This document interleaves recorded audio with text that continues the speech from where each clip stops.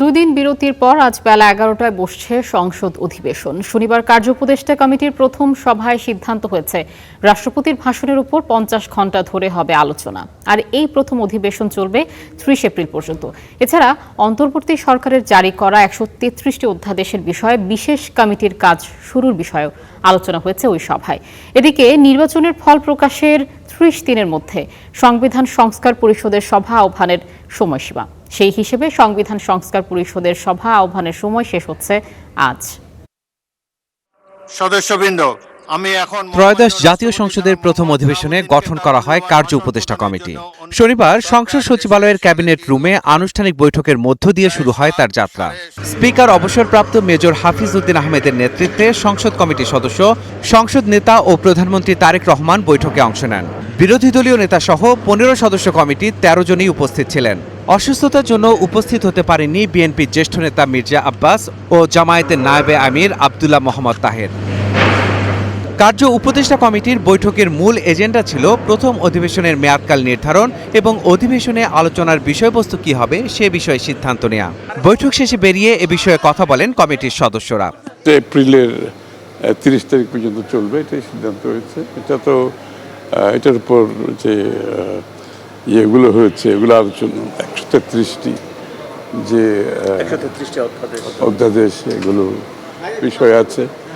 তারপরে আর সংসদের normal business transaction যেটা এগুলো সম্পাদিত হবে। বিশেষ কমিটি গঠন করা হয়েছে, সেই কমিটিতে আলোচনা হবে।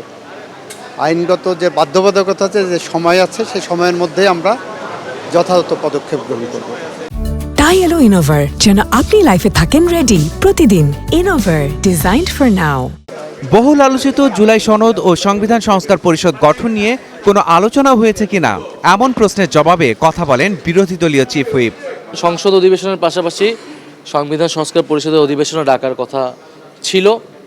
এখন সরকার দলের পক্ষ থেকে বলা হয়েছিল যে সংসদ শুরু হলে সংসদে এই বিষয়ে আলোচনা হবে। সংসদে এটা আমরা জানতে যাব। সরকার দলের বক্তব্যের প্রেক্ষিতে তারপরে আমরা আমাদের করণীয় ঠিক করব। কোন কারণে ওয়াকআউট করেছিলাম, কোন কারণে আমরা মনে করেছিলাম যে রাষ্ট্রপতি বক্তব্য দেওয়া অনুচিত এই সংসদে, তো সেই আমরা ধন্যবাদ দিব না, আমরা আমাদের বক্তব্যটা বলবো। প্রথম অধিবেশনের প্রথম দিনে অন্তর্বর্তী সরকারের সময় জারি করা 133টি অধ্যাদেশের বিষয়ে প্রস্তাব উত্থাপন করা হয়েছিল। এর প্রেক্ষিতে গঠন করা হয়েছিল একটি বিশেষ কমিটি। কার্যনির্বাহী কমিটির সভায় এই বিশেষ কমিটিকে দ্রুত অধ্যাদেশের বিষয়ে সিদ্ধান্ত নেওয়ার বিষয়ে আলোচনা হয় বলে জানান স্বরাষ্ট্রমন্ত্রী।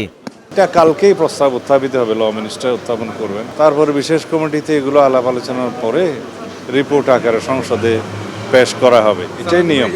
প্রথম অধিবেশনে প্রধানমন্ত্রীর জন্য 8টি ও অন্যান্য মন্ত্রীর জন্য 460টি প্রশ্ন সহ মোট 468টি প্রশ্ন থাকছে। বিধি 71-এ মনোযোগ আকর্ষণের নোটিশ পাওয়া গেছে 27টি এবং সিদ্ধান্ত প্রস্তাবের সংখ্যা বিধি 131-এ 97টি নোটিশ পাওয়া গেছে সভায়। মাহাদি হাসান, স্টার নিউজ, ঢাকা।